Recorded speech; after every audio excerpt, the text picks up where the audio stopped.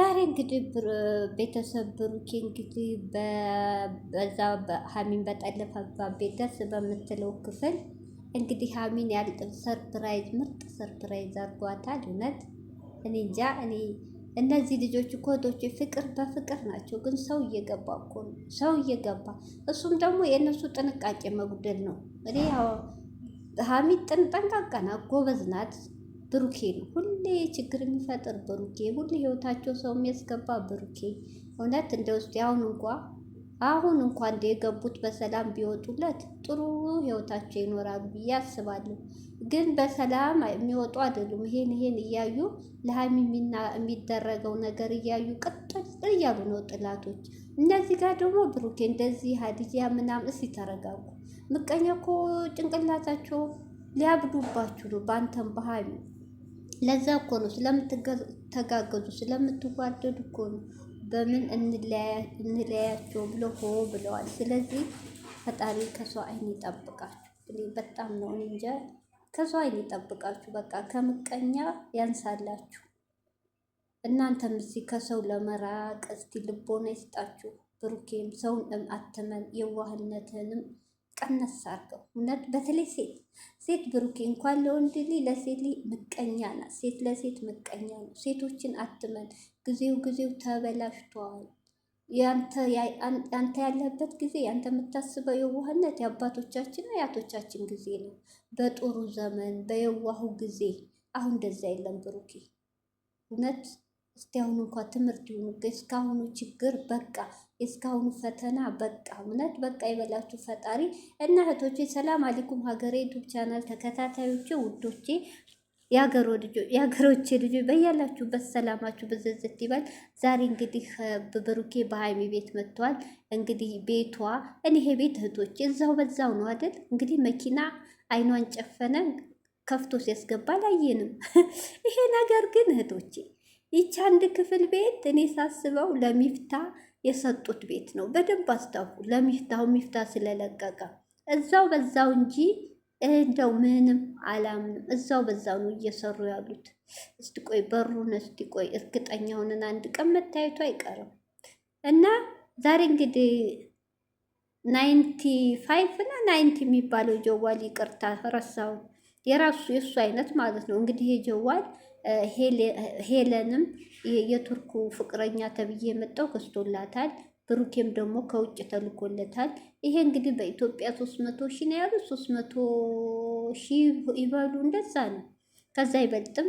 ያ ነው እንግዲህ ደግሞ ለምን ሲቅርባት ብሎ ለሀሚ ደግሞ እሱ ምርጥ ሰርፕራይዝ አድርጓታል። እውነት ኧረ ቶሎ በሉ፣ ኧረ በጣም ደስ ይላል። ቶሎ በሉ ተጋቡልን። ተጋቡ አይደለም አትሽ ለጋብቻ ገና ናችሁ። እሺ ሁለታችሁ መብሰል አለባችሁ። ሁለታችሁ እድሜያችሁ ይበቃችኋል። ሰው በ10 ምናምን እየተጋባ እየተዋለደ አይደል? ግን እናንተ ገና ይቀራችኋል። ጭንቅላታችሁ አልበሰለም። እድሜያችሁን ቢጨምር ሲቀጥል መተሳሰብ ገና ናችሁ። መተማመን ገና ናችሁ። ትንሽ ምክር ያስፈልጋችኋል። ገና ናችሁ። ግን ሰው ደግሞ በመሀላችሁ እንዳይገባ ቀለበት እና ፍቅራችሁን ብትገላለጹ ሴቱ በተለይ ሴቱ አርፎ ቁጭል ነበር። ይሄን አስቡበት።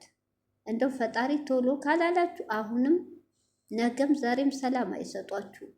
እውነት ዙሪያው ነው የያዟችሁ ጥላቶቻችሁ። ብቻ ፈጣሪ ይጠብቃችሁ። እና ዛሬ ሰርፕራይዙ በጣም ደስ ይላል። በጣም ሀሚዬ አልጠበቀችም። እዛቸው አንድ ክፍል ሰላም ያላት ቤና ብሏል ብሩኬ። እንደዛ ካልክ ይቺ ክፍል ሀሚም ወዳታለች። ትልቁን ቤት አከራውና እውነቴ ነው እዛች ጋር ተቀመጡ። ግን ደግሞ 2 አልጋ አይዘረጋም እንጂ እውነትን ወይ ካልሆነ ያ ቤት ሰላም አይሰጣቸውም እህቶቼ።